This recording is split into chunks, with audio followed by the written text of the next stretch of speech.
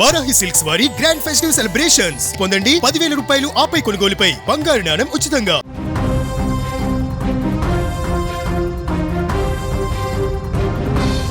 హైదరాబాద్ నగర శివారు ప్రాంతంలో ఘోర రోడ్డు ప్రమాదం చోటు చేసుకుంది. ఈ ప్రమాదంలో 4 విద్యార్థులు స్పాట్లోనే చనిపోయారు.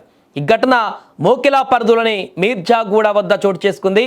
మీర్జాగూడ గేట్ వద్ద అర్ధరాత్రి దాటాక శంకర్పల్లి మండలం దొంతానాపల్లిలోని ICFAI కళాశాలలో BBA తృతీయ సంవత్సరం చదువుతున్నటువంటి విద్యార్థులు వాళ్ళంతా కూడా మోకిల నుంచి హైదరాబాద్ వైపు వస్తుండగా ఈ యొక్క దుర్ఘటన జరిగింది. వేగంగా వెళ్తున్నటువంటి వారు కారు అదుపు తప్పి రోడ్డు పక్కనే ఉన్నటువంటి చెట్టును బలంగా ఢీకొట్టింది.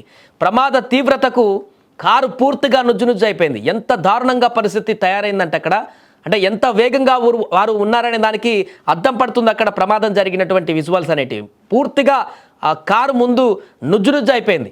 ఈ ప్రమాదం సమయంలో కారులో 5 విద్యార్థులు ఉండగా 4 స్పాట్లోనే చనిపోయారు. మరో విద్యార్థినికి తీవ్రంగా గాయాలు కావడంతో ఆమెను ఆసుపత్రికి తరలించారు. ఇక మృతులను సూర్యతేజ, సుమిత్, శ్రీనిఖిల్, రోహిత్గా గుర్తించారు. గాయపడ్డ మరో విద్యార్థిని నక్షత్రగా గుర్తించారు. ఇక సమాచారం తెలుసుకున్నటువంటి మోకిలా పోలీసులు ఘటనా స్థలానికి చేరుకొని సహాయక చర్యలు చేపట్టారు. మృతదేహాలను పోస్టుమార్టం నిమిత్తం తరలించి కేసు నమోదు చేసుకుని దర్యాప్తు చేస్తున్నారు. చేతికి వచ్చిన పిల్లలు ఇలా అర్ధాంతరంగా మృతి చెందడంతో వారి కుటుంబాలలో కళాశాలలో ఇప్పుడు తీవ్ర విషాద ఛాయలు అలుముకున్నాయి.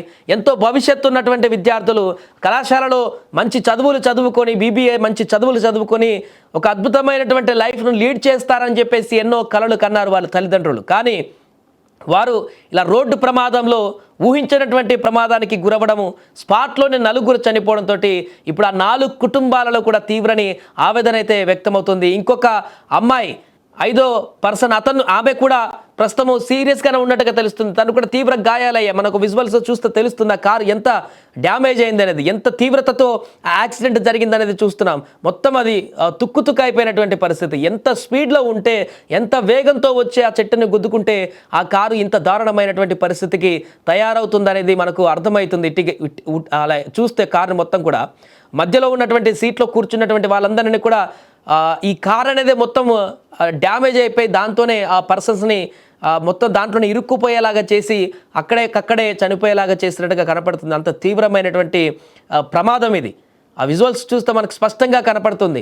అసలు అంత పెద్ద ప్రమాదం జరిగితే ఇంకా దాంట్లో నుంచి బయటపడేటువంటి అవకాశమే ఉండదు అనేటువంటి విషయం ఆ విజువల్ చూస్తేనే మనకు అర్థమవుతుంది. అందుకే అనుకున్నట్టుగానే అక్కడ ఎన్ని ఎయిర్ బ్యాగులు ఓపెన్ అయినా ఏమైనా కూడా ఇంత భారీ ప్రమాదం ఉంటే కాపాడడం దానికి కూడా టెక్నాలజీగా కష్టంగా మారుతుంది. ఎయిర్ బ్యాగులు ఓపెన్ అయినా కూడా ఎయిర్ బ్యాగులు కూడా పగిలిపోయేటువంటి ప్రమాదం ఉంటుంది ఇంత హెవీగా ప్రమాదం జరిగినప్పుడు. సో 4 స్పాట్లోనే అక్కడ మృతి చెందారు. ఇప్పుడు వారు మృతి పట్ల తోటి కళాశాల మిత్రులు కానీ వారందరూ కూడా తీవ్ర ఆవేదన వ్యక్తం చేస్తున్నారు. అయ్యో, నిన్నటిదాకా కాలేజీలో అందరితో గడిపారే, అందరు కలిసిమెలిసి ఉన్నామే, కబుర్లు చెప్పుకున్నామే, భవిష్యత్తులో కళాశాలలో ఏ రకంగా పట్టా పొంది భవిష్యత్తు కార్యాచరణ గురించి మాట్లాడుకున్నామే, అలాంటి విద్యార్థులు నిన్న కాసేపటి క్రితమే, కొన్ని గంటల క్రితమే కనిపించారు కదా మాకు, ఇప్పుడు లేకుండా ఎలా పోయారు, ఎలా చనిపోయారు అనేది కూడా వారికి అర్థం కానటువంటి పరిస్థితి ఉంది. మిత్రులందరికీ ఈ విషయం తెలిసిన తర్వాత పూర్తిగా కళాశాల వద్ద తీవ్రమైనటువంటి విషాదవదనంలోకి మునిగిపోయారు అక్కడ తోటి మిత్రులంతా కూడా. ఒకేసారి 4 విద్యార్థులు కళాశాలకు సంబంధించిన వారు మృతి చెందడం అంటే కాలేజీలో ఉన్నటువంటి వారికి కూడా ఎంతో బాధ కలిగించేటువంటి పరిస్థితి ఉంటుంది. అలాగే ఇక కుటుంబాల సంగతి చెప్పాల్సిన పని లేదు. వారు చేతికి వచ్చినటువంటి పిల్లలు, ఎంతో భవిష్యత్తు ఉన్నటువంటి పిల్లలు చదువుకొని మంచిగా ఉన్నత ఉద్యోగంలో స్థిరపడి తమకు మంచి పేరు తీసుకువచ్చి మంచిగా చూసుకుంటారనుకున్నటువంటి ఆ తల్లిదండ్రులకు తీరని శోకాన్ని మిగిల్చారు.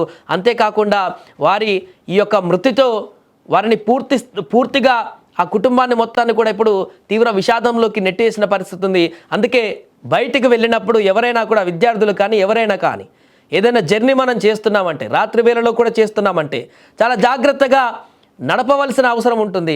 ఎందుకంటే మనతో పాటు ఆ కారులో కూర్చున్న ఇంకా 3-4 ప్రాణాలు కూడా మన చేతుల్లోనే ఉంటాయి అనేటువంటి విషయాన్ని పూర్తిగా గుర్తుంచుకోవాల్సిన పరిస్థితి ఉంటుంది. కొంత లేట్ అయినా పర్వాలేదు, ఎందుకు స్పీడ్గా వెళ్ళాలి, 1 గంట లేట్ అయినా పర్వాలేదు, మనం చేరుకోవాల్సినటువంటి గమ్యం నరకలోకమో లేకుంటే స్వర్గలోకమో కాదు, మనం చేరుకోవాల్సినటువంటి గమ్యం ఏదైతే ఉందో అది మాత్రమే అనేది గుర్తుంచుకోవాలి.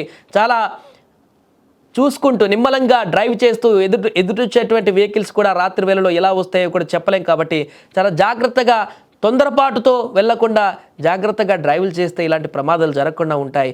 అందుకే రేపు ఇంకెవరైనా విద్యార్థులు కానీ ఎవరైనా కానీ యువత కానీ కార్లలో కానీ సొంత వాహనాల్లో కానీ మీరు డ్రైవ్ చేసుకుంటూ వెళ్ళాల్సి వచ్చినప్పుడు, ఎక్కడికైనా టూర్లకు వెళ్ళాల్సి వచ్చినప్పుడైనా కూడా 1కి 10 సార్లు ఆలోచించండి. మీ గుండెలో ఒక భయాన్ని పెట్టుకోండి. మిమ్మల్ని నమ్మినటువంటి కుటుంబాలు వెనక ఉన్నాయి. మీకేమన్నా అయితే ఆ కుటుంబాలు రోడ్డున పడతాయి. వారి యొక్క రోదన, వారి యొక్క ఆర్తనాదాలు, వారి కన్నీళ్ళు మీరు చనిపోయిన తర్వాత కూడా మీ ఆత్మను శాంతింపజేయలేవు అనేటువంటి విషయాన్ని కూడా గుర్తుంచుకోండి. అందుకే ఇంకెవరైనా ఇలా రోడ్డు ప్రమాదాలకు గురి కాకుండా చాలా జాగ్రత్తగా చర్యలు తీసుకుంటూ మంచిగా డ్రైవ్ చేస్తూ తమ గమ్యస్థానాలకి చేరుకోవాలని కూడా కోరుకుందాం. ఏదేమైనా కూడా ఈ ఘటన జరగడం అయితే చాలా విషాదకరంగా అయితే మారింది.